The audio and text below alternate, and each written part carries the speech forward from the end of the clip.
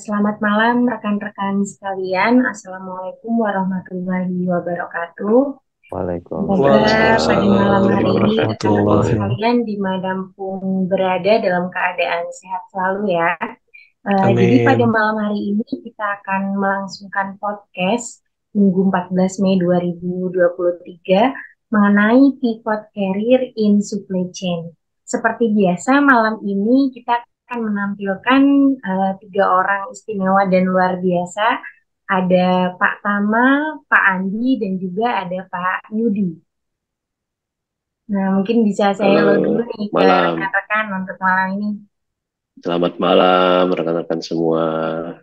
Ya. Kemudian selanjutnya kita akan langsung aja mulai podcast pada malam hari ini. Langsung saja saya serahkan kepada Pak Andi Jaya. Kepada Pak Andi saya persilahkan. Ya, thank you, Lala. Selamat malam, rekan-rekan semua. Semoga sehat, semoga lagi santai ya, dengerin kita.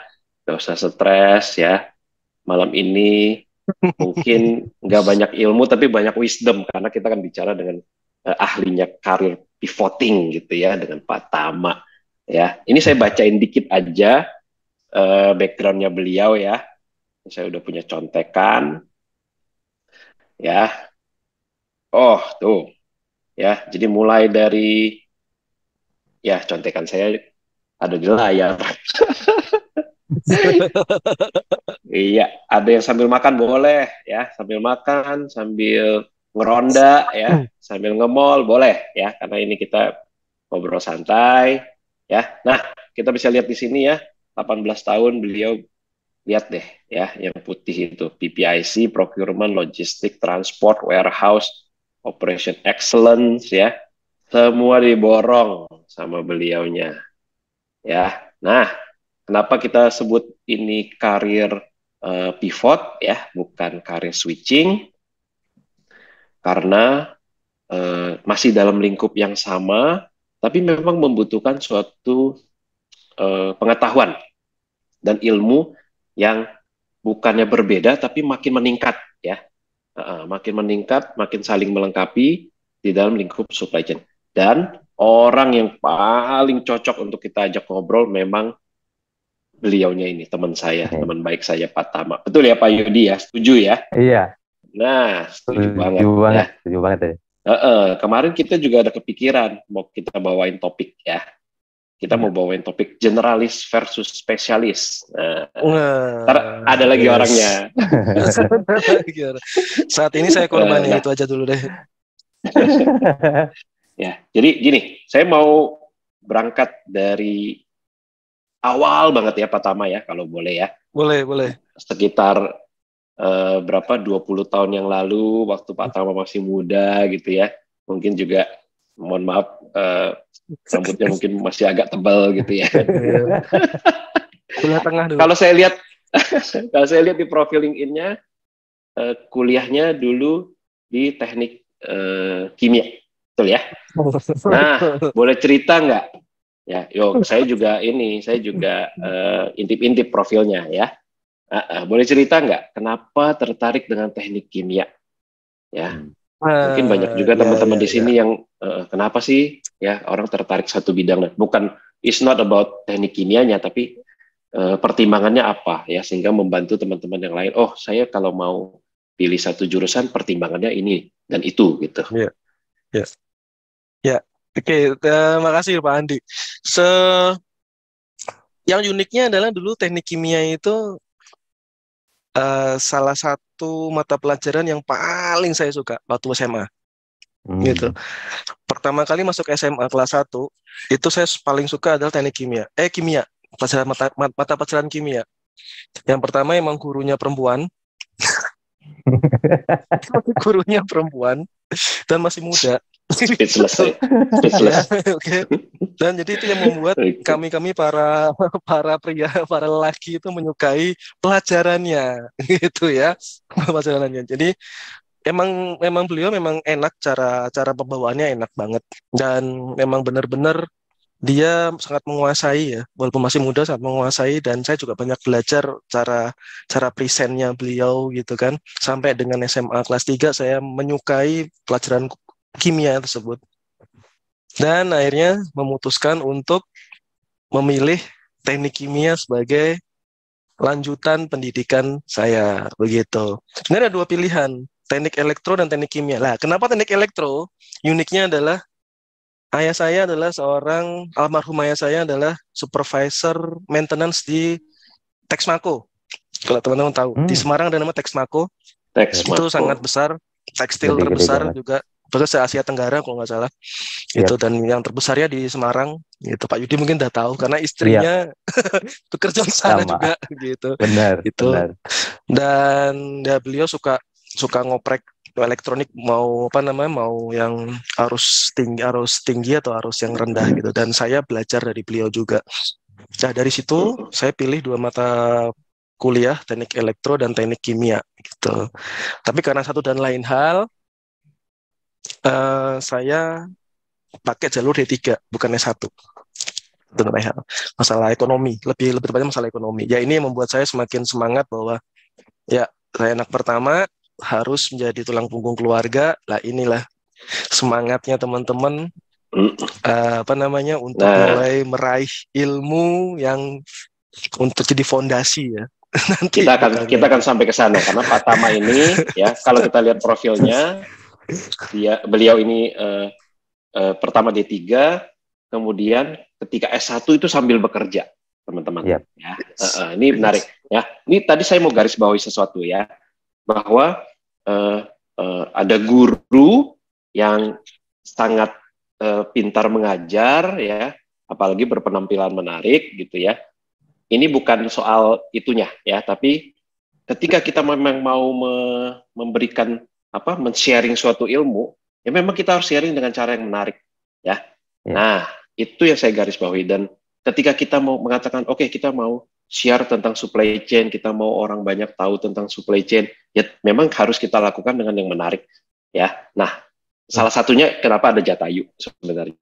Ya, yes, insya Allah. Tama ini dari kecil ya sudah memberikan kita suatu wisdom ya, bahwa ya kalau mau suatu ilmu itu jalan harus menarik buat audiensnya, ya kan? Atau inspiring satunya lagi adalah beliau terinspire oleh ayahnya beliau, gitu kan ya. Oke. Nah, kita masuk nih, Pak Tama kan udah D3, udah lulus. Kemudian kalau nggak salah awalnya bekerja itu bukan supply chain ya, saya mau kasih bocoran ya. Beliau ini awalnya bekerja itu marketing. Nah, coba ceritain. Gimana? Ya, titik balik perubahan sikap karakter saya adalah pada saat ayah saya meninggal. Gitu, semester 3 atau 4 gitu, tahun 2003 itu ayah saya meninggal. Itu titik balik benar-benar di mana saya memang harus menjadi kepala keluarga ya. Jadi saya punya 2 adik ya kan, ibu yang memang harus saya nafkahi pada saat itu. Jadi bekerja waktu itu dapat biasa, kalau zaman dulu itu ada kalau perusahaan itu masuk ke kampus tuh Pak Aji? Mbak Lala? Apa ya? Kayak model vokasi gitu ya, Kang Tama? Bukan, kayak dia kasih lowongan banyak, terus kemudian dia share. Mungkin job fair, bukan interview sih, apa ya? Job fair, tapi lebih ke sasaran di kampus tersebut gitu, ya kan? Nah, terus saya lihat itu ada Astra saat itu, dan saya nyasarnya adalah QC atau atau R&D. Karena memang background saya teknik kimia gitu. Yes. Itu sama sekali nggak kepikiran supply chain, teknik industri dan bla bla bla, nggak kepikiran sama sekali. Apa itu bahasanya nggak ngerti. Jadi benar-benar fokus sama latar belakang pendidikan saya. Masuk, udah saya apply di sana dan alhamdulillah melalui interview yang cukup panjang sampai ke Astra Internasional, akhirnya masuk, dialihkan ke anak cabangnya, anak usahanya yang joint venture dengan Jepang, seperti itu. Masuklah ke nama TGSSI dulu namanya. Itu di Bogor. Makanya kenapa saya di Bogor? Jadi saya di situ. Terus kemudian masuk ternyata pada saat interview posisi R&D sama QC itu nggak ada di sana karena joint venture dengan Jepang. Jadi R&D sama QC itu langsung ke mother company Jepangnya langsung. Jadi kita cuma produksi, jaga kualitas, kirim, selesai. Lowongan yang kosong itu hanya ada 2, engineering sama marketing. Tapi karena engineering background-nya teknik mesin, udah ada kandidatnya. Jadi tinggal marketing. Ya udah, karena saya kepala keluarga, saya pikiran cuman oke, saya mau harus kerja aja. Pokoknya kerja, udah. Pokoknya kerja. Tujuan saya adalah kerja bagaimana mensejahterakan keluarga saya. Udah itu aja, udah. Gitu, bagaimana kita bertahan hidup. Itu aja. Udah, apapun itu saya jalanin udah. Saya masuk, ya saya belajar marketing di situ. Gitu. Jadi bukan karena memilih ya, bukan. Karena emang kondisionalnya seperti itu.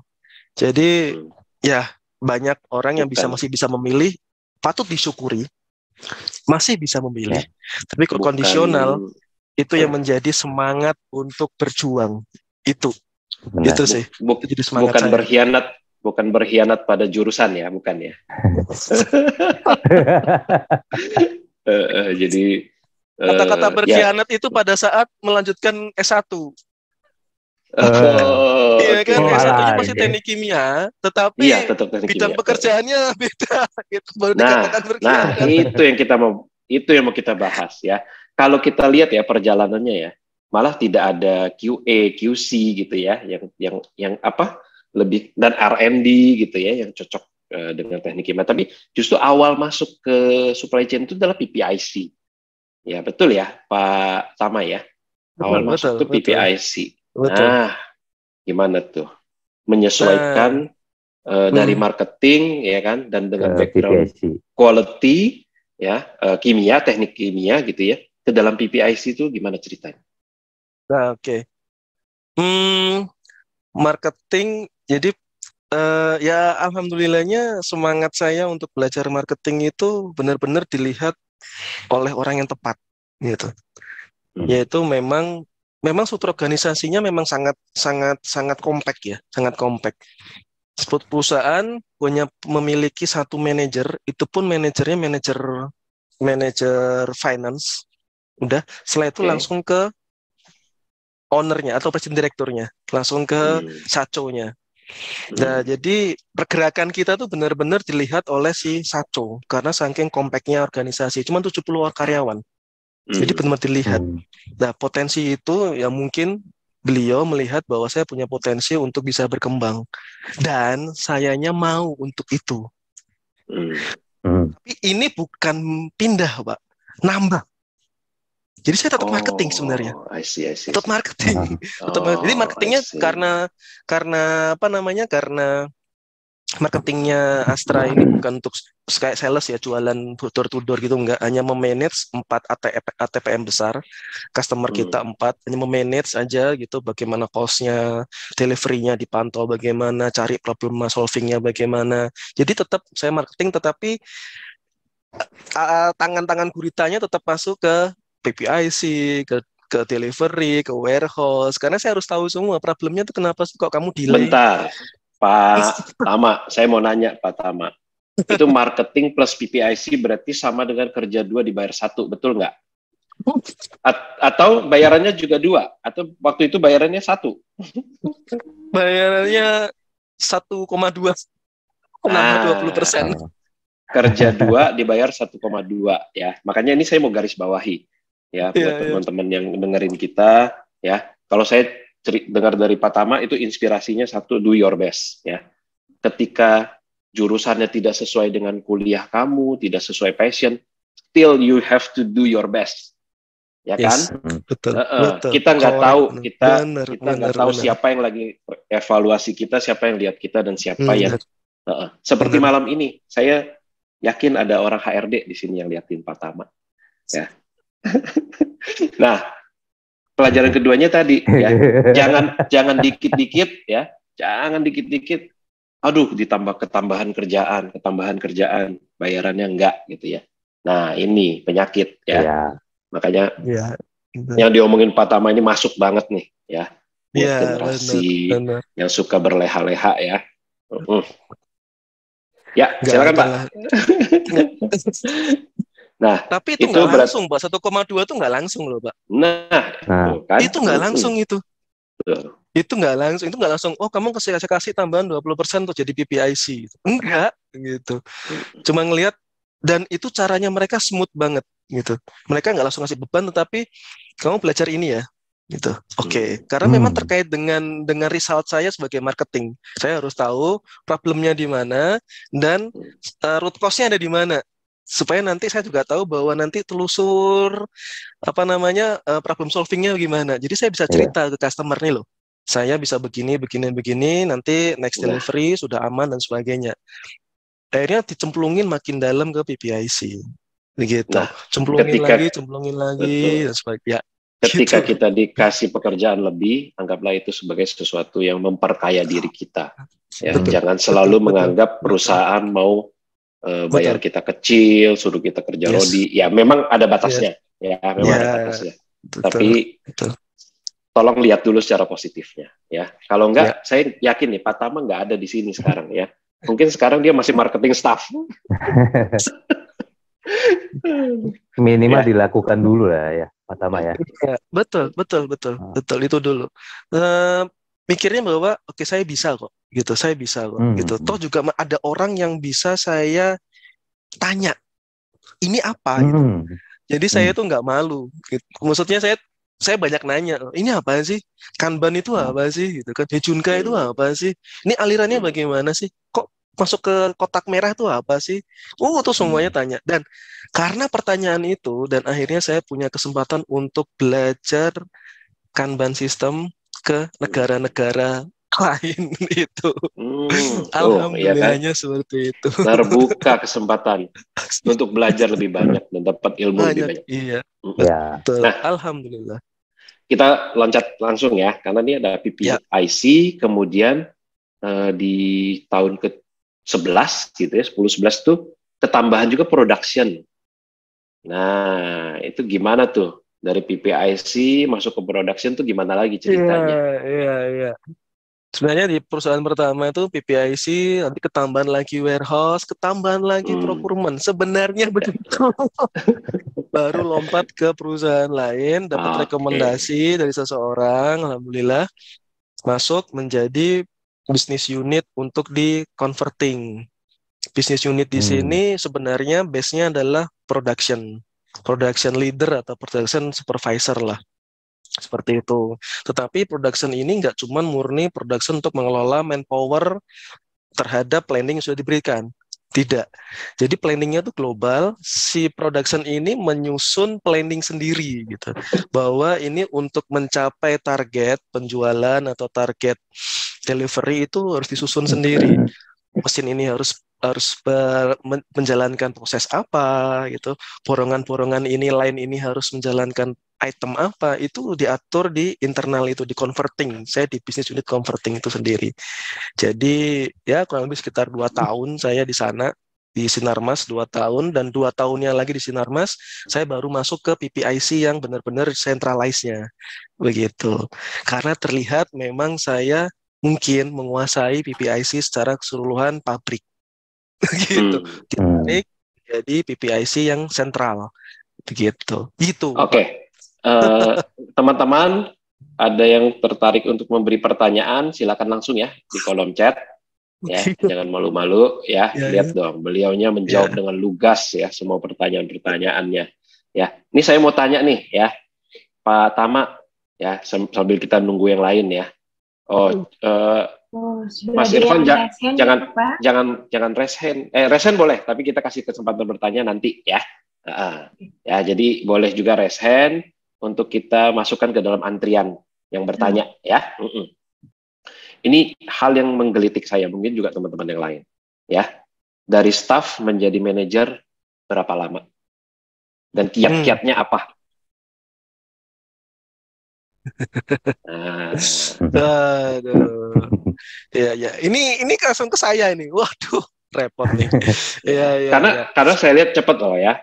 Perjalanan karir beliau ini cepat ya. Dari staff, kemudian sampai ke supervisor, kemudian sampai ke production, PPIC dan production manager ini sekitar 10 tahun ya. Nah, ini Ya. kan termasuk cepat ya. Hmm. Nah, kita pasti pengen dengar dong, kiat-kiatnya apa sih Pak Tama untuk jadi naik-naik terus gitu ya, jadi manajer. Saya juga mau dong jadi manajer gitu kan. Tolong dibagi tipsnya. Bagi tipsnya. Eh, yang pertama adalah memang kita harus punya target dulu.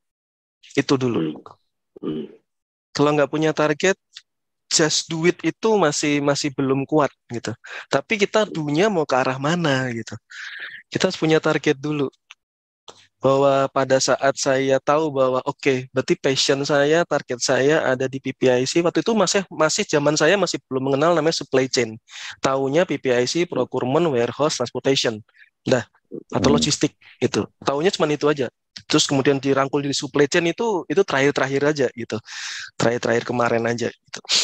Saya fokusnya ke situ. Oke, saya fokusnya ke sana, saya akan dalami di sana, saya belajar banyak di sana, di perusahaan pertama dan perusahaan kedua saya harus menjadi seorang manajer di umur 30.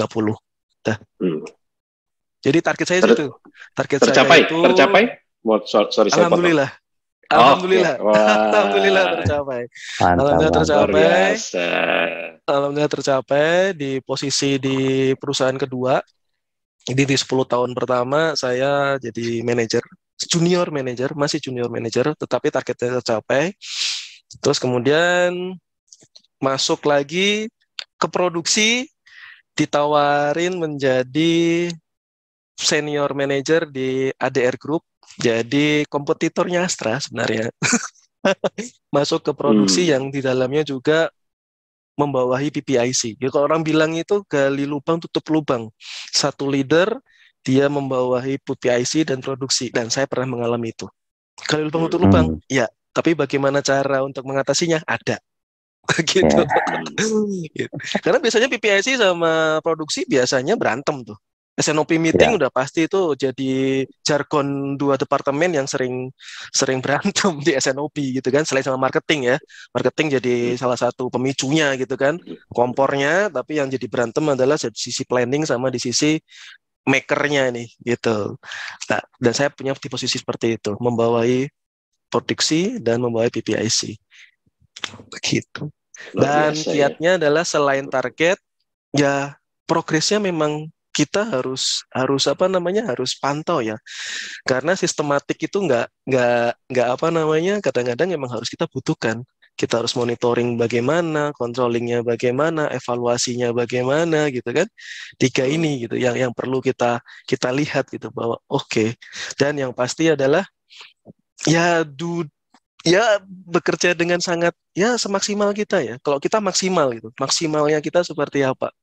Semaksimal mungkin tunjukkan bahwa kita ini bisa, bukan menunjukkan bahwa kalau ada si atasan ini kita tunjukkan, enggak gitu. Maksudnya ya udahlah, pekerjaannya apa, tugasnya apa, responsibility-nya di mana, wewenangnya sampai mana, kita patok di situ, tetapi adaptif. Enggak cuma di sana kita bisa melebarkan tangan-tangan gurita kita ke departemen lain untuk belajar dan untuk tahu proses mereka.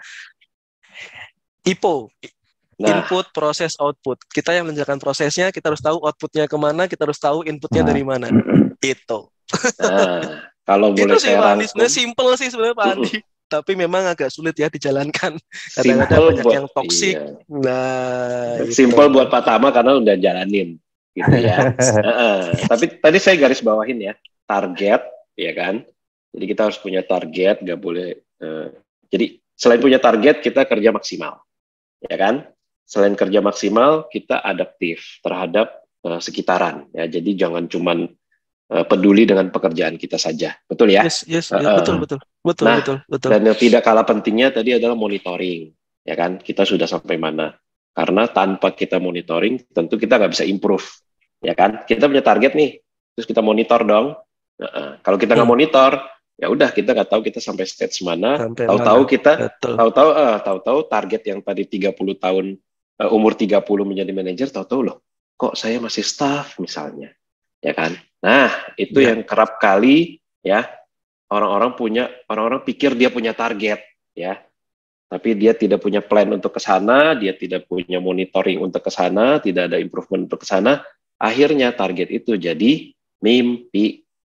Ya, Yes. nah kalau di sini Pak Tama sih udah membuktikan lah ya, dia sudah Alhamdulillah. sukses melewati itu, ya kan. Alhamdulillah. Nah, PPIC Production Manager, terus kemudian loncat ya, jadi Loncat. SCM Manager, ya. Hmm. Nah, ini udah nggak main-main nih, ya kan? Udah nggak main-main. Kalau udah jadi SCM Manager ini nggak main-main karena sudah ini biangnya nih. Ya kan, sudah menguasai semua, ya kan, sudah bisa menjadi SCM Manager. Bagaimana? Ya. Saya tuh pengen tahu ya, bagaimana orang itu bisa dipercaya. Ya pasti ini pertanyaan teman-teman juga. Gimana sih saya sekarang hanya menguasai A dan B, tapi kok ada yang percaya saya untuk melakukan lebih dari ini? Nah ini mungkin kiat-kiatnya ada nih dari Pak Tama nih buat kita-kita. Ambil bolpen, teman-teman catat. Insya Allah bisa bermanfaat lah buat teman-teman ya. Tapi bukan berarti untuk benar-benar saklek dicomot langsung ditelan mentah-mentah ya, enggak ya, jangan gitu. Karena ada sisi yang memang harus sesuai dengan kondisi kita masing-masing. Cuman gini, dari sekian tahun dari 3 perusahaan itu menjadi basic saya untuk bisa mengembangkan diri. Bagaimana bagian-bagian mana yang kurang? Karena tahu sendiri bahwa saya backgroundnya teknik kimia. Saya nyemplung praktik langsung ke dunia teknik industri. Jadi selama saya itu 10 tahun bekerja itu sebenarnya saya juga buka jurnal. Oh, bahasanya begini. Oh, PPIC itu kalau di lapangan namanya cycle time. Tapi bahasa teknik industri adalah waktu baku. Terus kemudian, oh ini begini. Oh, Kanban itu begini. Oh, warehouse itu ada layoutingnya. Itu saya tuh belajar jurnal itu. Belajar itu. Minta ke teman teknik-teknik industri. Kirim dong bahasa-bahasa teknik industri seperti apa. PTLF kayak gimana.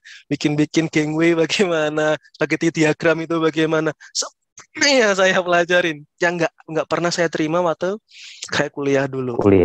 Di situ, itu saya baru bisa bicara banyak mengenai cakupan dari saya sebagai back practice dan saya punya teori-teori yang sudah saya baca. Kenapa teori itu jadi ingat? Karena memang saya ekivalenkan dengan apa yang sudah saya kerjakan. Oh, ini begini. Oh, ini nyambungnya ke sini. Oh, ini begini. Oh, ini ada rumusnya ternyata ya. Padahal rumus singkatnya ada gitu. Padahal jurnal itu rumusnya jelimet ya, tapi kita punya ada rumus sendiri di best practice gitu kan. Tapi ada kesinambungan, ada bridging di situ. Itu yang akhirnya saya diberikan kesempatan menjadi SCM manager di perusahaan kosmetik lagi. Di mana perusahaan pertama kali di mana saya belum pernah tahu sebelumnya. Industri yang baru ya, industri yang baru. Sebelumnya manufaktur otomotif, kertas ya. Jadi benar-benar ini kosmetik, ini benar dan obat. Ini benar-benar saya mulai dari nol lagi, empty my cup lagi. Udah buang dulu, serap dulu ilmunya. CPKB, CPOB, SNI, halal, masuk semua, masuk plung lagi. Jadi belajar lagi. Jadi pertama kali saya masuk sebenarnya positioningnya adalah bukan langsung sebagai SCM manager, tapi sebagai toll manufaktur manager. Toll manufaktur ini bahasa keren dari Maklun manager, istilahnya gitu. Waktu itu masih ada project Anang Asanti, jadi butuh orang yang benar-benar spesial, yang fokus terhadap projectnya dia. Di situ saya selama dikasih waktu 1 tahun untuk ngembangin, tapi ternyata hanya cukup waktu 3 bulan saya sudah bisa kelar kan. Jadi sisa yang 9 bulannya saya di move ke SCM manager. Seperti itu. Baru benar-benar pegang seluruh operasional rantai pasoknya pabrik. Begitu. Gitu Pak Haji. Luar biasa loh, saya sampai tidak bisa berkata-kata. Kesempatan ya, maksudnya orang bilang kesempatan datangnya sekali. Kalau saya malah kebalik, kesempatan datangnya banyak, cuman bagaimana kita melihat bahwa kesempatan itu datang gitu. Itu datangnya banyak gitu, tapi bagaimana kita bisa melihat bahwa itu kesempatan yang bisa kita ambil. Nah, seperti itu. Kesempatan yang datang berkali-kali ini juga berhubungan dengan apa yang Pak Tama tadi sampaikan, bahwa beliau ini tahu kekurangannya. Ya. Nah, ini mau saya garis bawah ini, ya. hanya orang pintar yang tahu kekurangannya. Percaya nggak sama saya? Ya, kalau orang tidak tahu ya dia tidak tahu apa yang dia tidak tahu, gitu kan ya. Kalau sampai dia tahu apa yang dia tidak tahu, berarti dia orang yang luar biasa, ya kan? Nah, dari ketidaktahuan tentang apa yang dia tidak tahu itulah ya yang membawa dia menjalani praktek, menjalani teori. Ini teorinya seperti apa?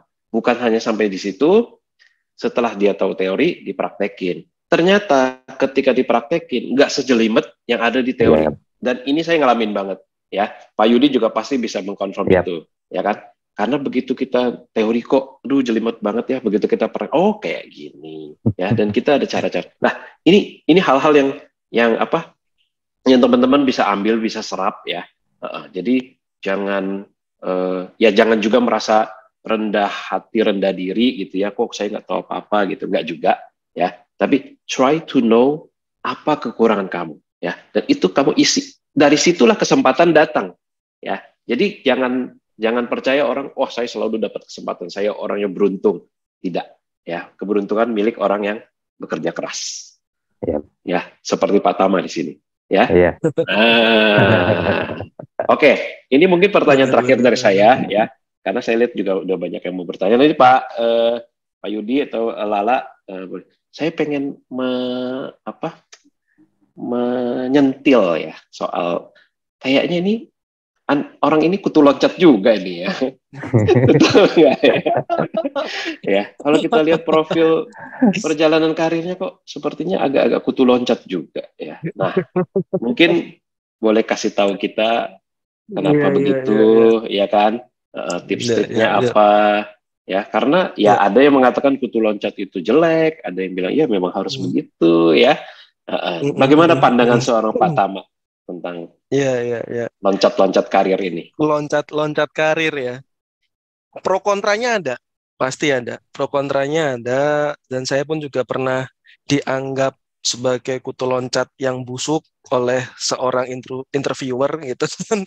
Kamu banyak loncatnya begitu kan, dianggapnya busuk gitu, makanya loncat-loncat gitu kan. Tapi ada juga yang memang menanggapi bahwa loncatnya saya itu karena ada sesuatu hal yang memang kondisional gitu ya, dan itu yang memang harus digali oleh seorang HRD bahwa kenapa orang ini memang loncat begitu. Dan makanya saya saya sangat membuka sekali, Pak, background check ya, silahkan background check gitu, silahkan saya kasih orang-orangnya siapa nih, orangnya begini, nah, nomor handphonenya, saya sangat terbuka sekali dengan background check. Karena apa? Loncatnya saya memang kondisional. Pertama, saya dari perusahaan pertama, yang kedua memang kondisinya sudah tidak baik menurut saya. Gitu, tidak baik menurut saya melihat bahwa saya sudah punya target, bahwa target saya tidak akan tercapai di perusahaan ini. Saya merasa bahwa ada halangan, obstacle yang membuat target saya nggak tercapai. Dan saya melihat ada kesempatan di perusahaan lain yang bisa mencapai target saya, yang bisa membantu mendorong target saya. Akhirnya saya pindah kendaraan seperti itu. Dan ternyata saya didorong, dan akhirnya di sesi terakhir saya sebagai junior manager seperti itu, atau business unit head. Kemudian saya melihat bahwa ada kesempatan lain yang membuat saya bisa lebih berkembang. Seperti itu. Saya bisa lebih berkembang, yaitu apa? Saya coba mencari perusahaan-perusahaan yang kecil, yang benar-benar small industry dan baru, yang dimana semua sistemnya itu masih konvensional. Itu menjadi challenge-nya saya gitu, untuk menakar bahwa apakah saya memang sudah pantas menjadi seorang manajer. Jadi challenge sendiri nih, gitu, challenge sendiri. Jadi saya pindah ke ADR Group, walaupun memang secara rekomendasi. Sebenarnya saya bisa, nggak usah lah, saya udah nyaman di Indah Kiat gitu kan, dengan gaji yang sekian. Tapi saya lihat ini tawaran nih, kesempatan nih gitu kan. Tapi challenge ini juga harus dipikirkan bahwa saya udah punya keluarga. Bagaimana kalau perusahaan ini bangkrut? Bagaimana kalau perusahaan ini memang nanti collapse, ya kan? Saya punya second plan-nya. Saya bikin plan-nya, begini, lah, yuk, bismillah, yuk semuanya, yuk melangkah. Melangkah. Ternyata memang di perusahaan ini memang ada hal-hal yang di luar perkiraan. Akhirnya saya diselamatkan oleh ownernya sendiri. Selama 1 tahun itu saya diselamatkan. Akhirnya kamu pindah aja gitu. Pindah dan kebetulan ada yang menyambut perpindahan saya yaitu di kosmetik. Oke, project. Tapi saya sebagai project. Jadi project base. Project base yang 1 tahun hanya sebagai tol manufaktur, ternyata saya selesaikan 3 bulan dan saya diangkat menjadi karyawan kontrak pada saat itu, jadi SCM manager, tapi tetap dalam cakupan 12 bulan. Lompat lagi, kondisional lagi, seperti apa. Jadi kalau bilang kutu loncat, silahkan cerita kondisinya seperti apa, tetapi setidaknya jangan meludahi sumur yang kita minum. Nah, itu sih sebenarnya. Benar-benar. Kita terlihat kutu loncat yang apa profesional, ya? Profesional, komit, ya. Bukan kutu loncat yang meninggalkan jejak jelek di sumur kita yang sebelumnya. Iya betul Pak Yudi. Dan karena itu saya nggak menutup diri untuk background check karena saya nggak pernah, ya bukan nggak pernah ya. Maksudnya saya pernah menjelekkan, tetapi hanya untuk lingkungan tertentu saja, sesama teman gitu. Ternyata nih begini. Tapi kalau untuk sampai lingkungan publish, saya nggak akan menjelekkan karena itu yang menjadi apa ya? Ia pernah menafkahi saya perusahaan itu gitu loh. Benar-benar. Pernah menafkahi keluarga saya gitu. Jadi kenapa dijelek-jelekan gitu. Betul. Itu aja sih sebenarnya. Jadi kiat-kiat untuk bukan menjadi kutu loncat ya, menjadi seseorang yang jadi silakan mengembangkan diri. Tadi ya ada targetnya kita capai. Kalau emang terkendala di satu perusahaan, kita bisa lompat, tetapi lompat dengan baik-baik karena kita ketok pintunya pun dengan baik-baik, keluar pun juga dengan ketok pintu. Saya keluar ya izin, oke, selesai. Jadi kita tenang, kita ketemu sama mereka pun juga gitu. Jadi udah nggak ada dendam sama sekali gitu. Bahkan sampai dengan sekarang satu owner di ADR Group itu yang setiap Imlek selalu mengundang saya hingga tahun kemarin. Luar biasa. Nah ini kan Alhamdulillah. Ya betul. Itu salah satu kita bekerja sebagai profesional, tapi kita juga menjalin hubungan personal itu sah saja. Dan jangan menjelekkan perusahaan kamu ya, tapi juga tidak perlu loyal sebenarnya sama pekerjaan kamu ya. Yang perlu loyal, kalau saya dengar dari Pak Tama tadi ya, beliau ini loyal sama targetnya ya, bukan sama pekerjaannya. Betul. Begitu pekerjaan. Betul. Karena tadi saya dengar tuh, saya nangkep ketika pekerjaannya tidak mendukung targetnya, ya dia mencari yang lain. Itu sih. Oke, mungkin udah 9.30 nih kebetulan juga ya. Lala mungkin kita bisa tutup ya. Thank you semua teman-teman. Lala, silakan. Ayo Mbak Lala.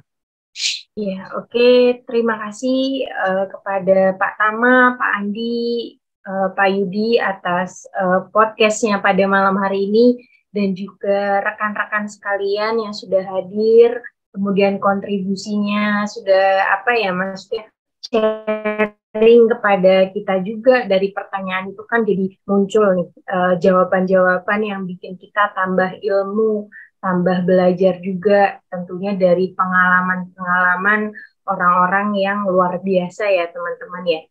Mungkin sedikit saya menyimpulkan tadi dari Pak Tama mengenai pivot career in supply chain ya. Tadi itu mungkin kalau tidak salah saya mungkin ketika kita bekerja itu kita harus adaptif. Adaptif dalam arti kita harus pintar untuk beradaptasi, membaca lingkungan sekitar, bagaimana ketika kita bekerja. Kalau menurut saya, adaptif sendiri nggak cuma ketika kerja aja ya. Dimanapun kita berada di lingkungan baru, tuh kita memang harus dituntut untuk bisa untuk beradaptasi secara cepat begitu. Terus kemudian jangan lupa juga teman-teman, kuncinya dimanapun kita bekerja itu belajar, dan belajar. Karena memang ilmu itu sebenarnya nggak ada habisnya. Walaupun memang tadi saya lihat ya, Pak Tama pernah ada di bagian SCM Manager, tapi beliau sendiri memang masih banyak perlu belajar gitu. Apalagi istilahnya saya sendiri, terutama yang fresh graduate, pastinya memang harus banyak belajar begitu. Terus kemudian ada target. Nah, itulah kenapa kita maju atau terbang, mungkin tadi yang dibilang Pak Agus ya, terbang.